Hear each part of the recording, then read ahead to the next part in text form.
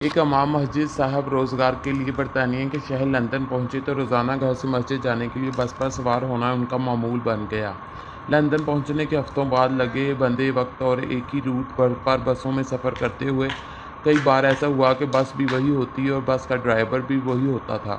ایک مرتبہ یہ امام صاحب بس پر سوار ہوئے، ڈرائیور کو کرایہ دیا اور باقی کے پیسے لے کر ایک نشست پر جا کر بیٹھ گئے۔ ڈرائیور کے دیے ہوئے باقی کے پیسے جیب میں ڈالنے سے قبل دیکھے تو پتہ چلا کہ 20 پینس زیادہ آ گئے ہیں۔ امام صاحب سوچ میں پڑ گئے، پھر اپنے آپ سے کہا کہ یہ 20 پینس وہ اترتے ہوئے ڈرائیور کو واپس کر دیں گے کیونکہ وہ ان کا حق نہیں بنتا۔ پھر ایک سوچ یہ بھی آئی کہ بھول جاؤ، ان تھوڑے سے پیسوں کو، اتنے تھوڑے سے پیسوں کی کون پرواہ کرتا ہے۔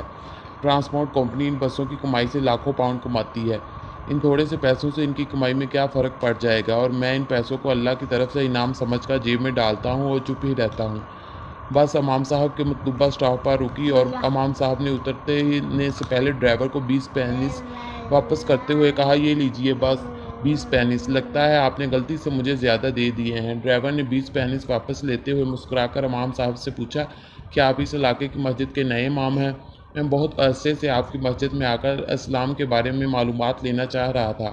یہ 20 پینس میں نے جان بوجھ کر تمہیں زیادہ دیے تھے تاکہ تمہارا اس معمولی رقم کے بارے میں رویہ پرکھ سکوں۔